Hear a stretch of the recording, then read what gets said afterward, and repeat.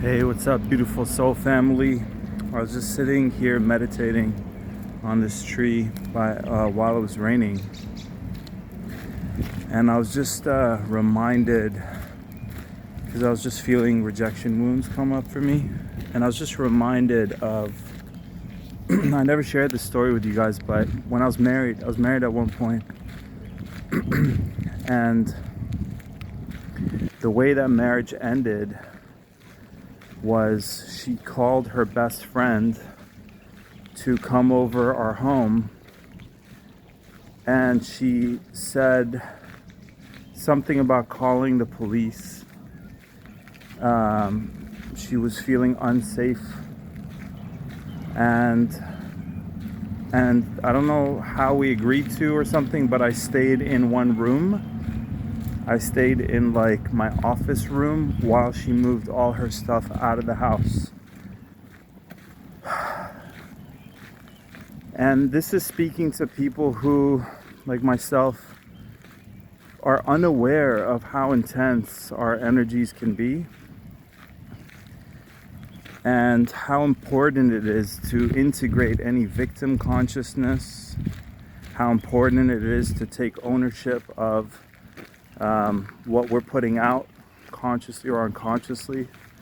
So, experiencing being lashed out a lot growing up, and then having, not putting any effort into mindfully eating. What am I eating? What foods am I reacting? What foods are firing me up? Alcohol, weed. So weed would make me super paranoid and mess with me. And I remember one New Year's just experiencing my wife just letting in some stranger into our home that she was attracted to. And I'm like, am I like tripping out here? And I just bottled it up and continued as hanging out with my friends. And it's so toxic. It's so toxic to feel that, believe it, and then not communicate it. So, and then just I remember the feeling of being in this room. I was just like, wow. And I remember I was like, all I could do right now is write a poem. And I just wrote this poem about feeling, from my perspective, just feeling so misunderstood, so imprisoned and tormented. And the part I need to take ownership of is I was not taking care of my mental health. I was overindulging in everything, in foods, in sex. I was also going very deep, as deep as you can imagine, into conspiracy theories, aka the truth of the world. So put that all together, and it was just a really bad place to be. And I had this pattern of starting fights unconsciously, starting arguments, intense arguments, completely oblivious and blind to the fact that I'm starting them, because in my mind they're justified. And I had this wounding of making someone wrong in order to defend myself.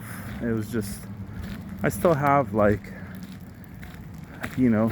percentages of the things I'm talking about, especially the blame coping mechanism.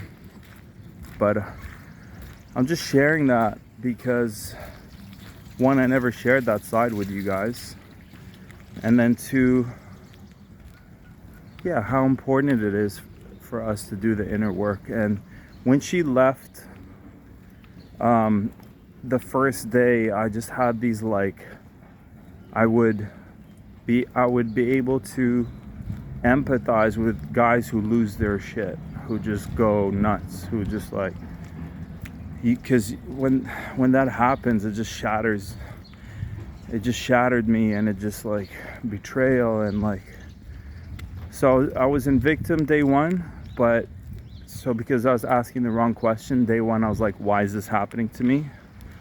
And then everything shifted day two or day three. I was going for a walk. So important to go for these walks as I'm doing right now, because it really, especially in nature, you can really hear your thoughts, be with self. So I went for a walk, and And then I asked a different question. It might have been the second or third day. And I was like, why is this happening for me? How is this happening for me? So I reminded myself that the universe has my best interest at heart, and that my highest self is orchestrating my reality. So it's like a radical taking ownership of my experiences. And then when I asked that question, oh my God, I was like, I could spend the rest of my life benefiting from this experience, because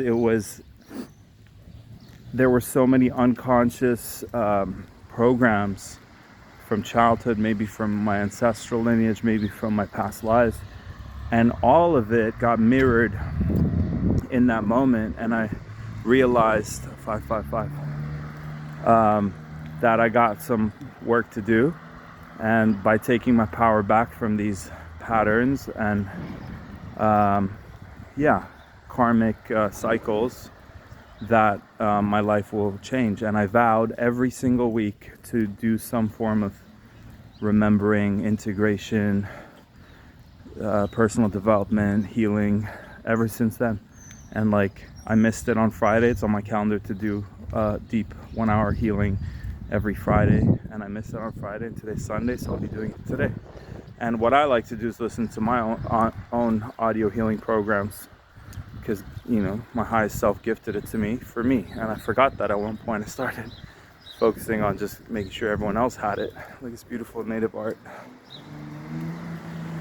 Yeah.